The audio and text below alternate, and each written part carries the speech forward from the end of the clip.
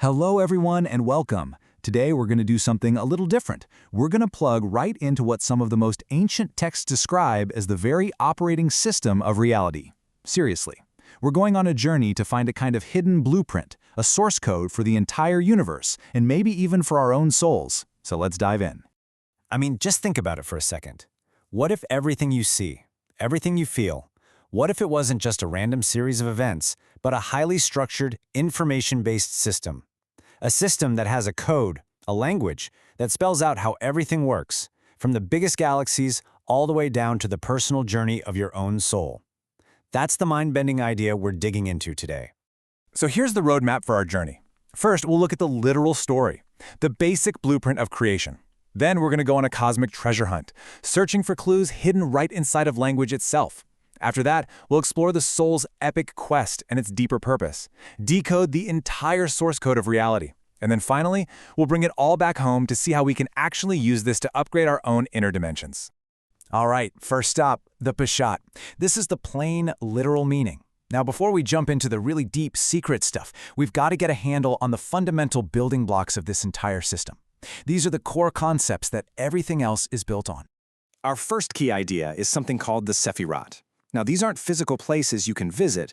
It's better to think of them as 10 fundamental dimensions or channels of divine energy. They're like cosmic qualities, things like kindness, discipline, beauty, and harmony, that act as pathways.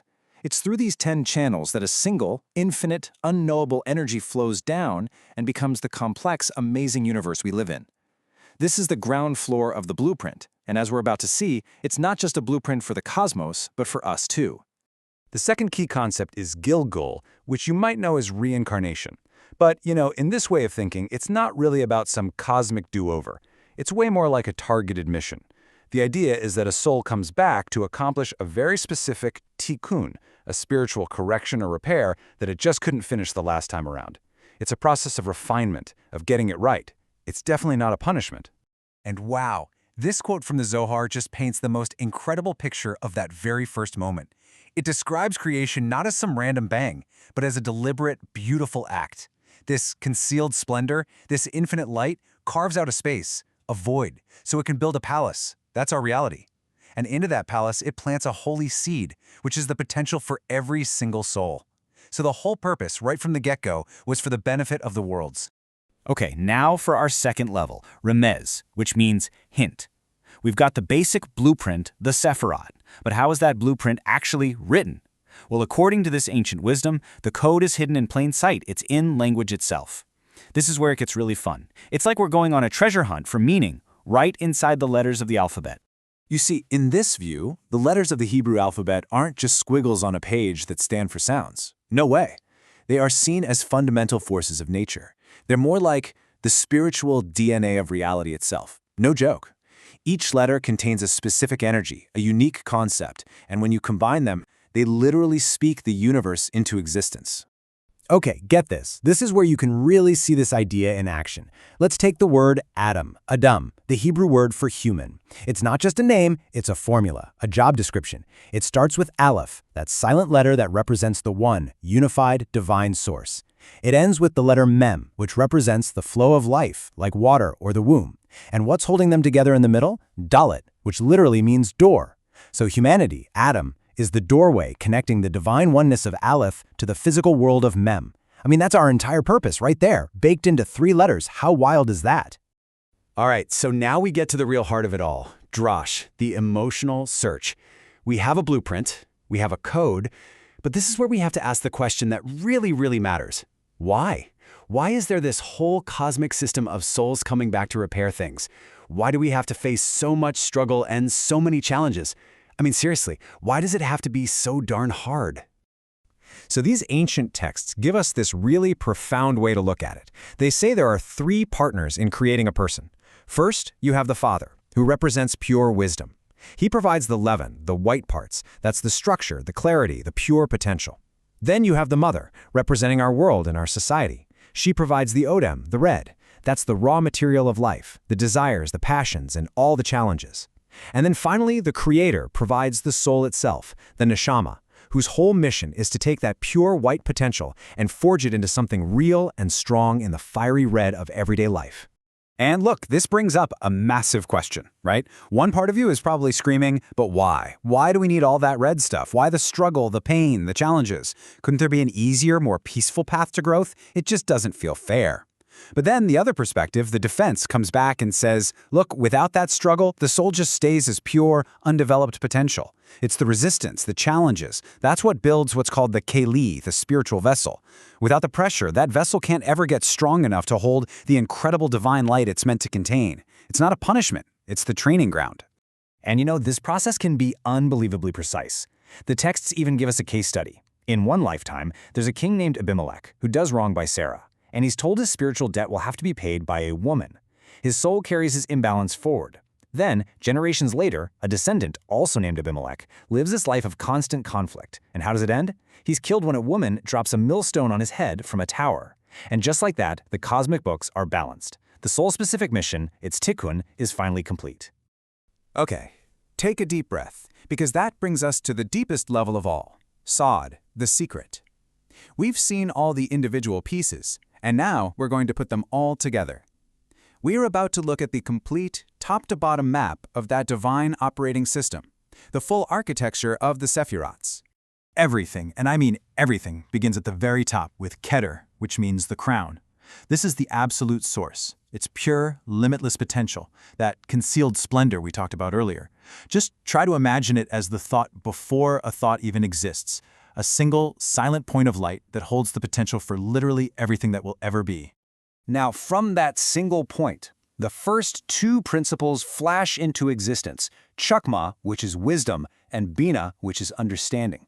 Chakma is like that, bam, that lightning bolt of a pure, raw idea that comes out of nowhere. But an idea on its own is nothing. That's where Bina comes in. Bina is what catches that lightning in a bottle. It takes that flash, expands on it, gives it structure, and develops it into a complete blueprint. Together, they're known as the Divine Father and Mother of all creation. So now you've got this intellectual blueprint, and it gets supercharged with emotional energy. On one side, you have chesed, or kindness. This is the force of infinite expansion, pure, unbounded love and giving. On the other side, you have its essential partner, gevurah, or discipline. This is the force of contraction, of saying no, of setting boundaries. And right there, in the middle, balancing these two massive forces, is tiferet, which is harmony, beauty, and truth. Right below that emotional core, you find what you could call the action engine. Netzach is pure endurance, the drive to push forward and never give up. Its partner is Hod, which means both glory and humility. It's the ability to focus that drive with precision. And finally, all the energy from above, the intellectual and the emotional, gets gathered up by Yesod, the foundation. Think of it like a giant funnel or lens focusing everything into one coherent beam, getting it ready to become real. And where does all that focused, powerful energy end up? It all flows down into the 10th and final Sephirah, Malkuth, the kingdom. This is it. This is our world, our physical reality. It is the ultimate vessel, designed specifically to receive all the combined light from the other 9 dimensions and make it totally real, tangible, and manifest. So you see, our world, it's not some accident or an afterthought. It's the whole point. And there you have it, all together, the tree of life. It's a complete map showing how that divine energy flows from a state of pure potential down through thought, through emotion, through action, and finally manifests as our physical world. But remember, this map isn't just for the cosmos. It's for us. Okay, so here's where it all comes together. Why does any of this matter to you? Because this entire cosmic map isn't just about the universe out there. It is a perfect mirror for what's going on in here. These Sephirot have a direct parallel inside each and every one of us, and they're called our midot, our character traits. This is how we take that massive cosmic blueprint and actually use it to build a better life.